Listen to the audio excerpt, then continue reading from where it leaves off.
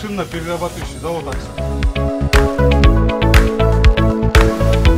Үчүнчү элдик курултайдын делегаттары Кумтөр Gold компаниянын Токмок шаарындагы дөңгөлөктөрдү кайра иштетүү жана калыбына келтирүү заводунун иши менен таанышты.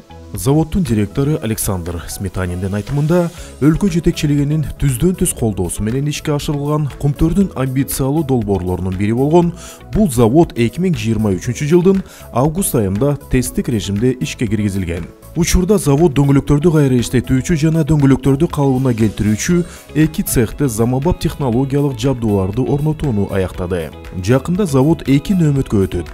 Келечекте 3-чү нөөмөттү да ишке киргизүүнү пландап жатабыз жана күнү түнү иштей баштайт деп баса белгиледи ал. Өз кезегинде элдик курултайдын делегаттары эски автоунаа дөңгөлөктөрүн кайра иштетүү жана утилизациялоонун маанилүүлүгүн белгилешти.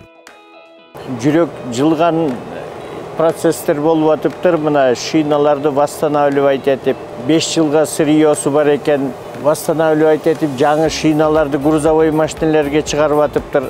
Ушунун баары мамлекеттин экономикасын өнүгүшүнө жакшы өбөлгү түзүп берип атат.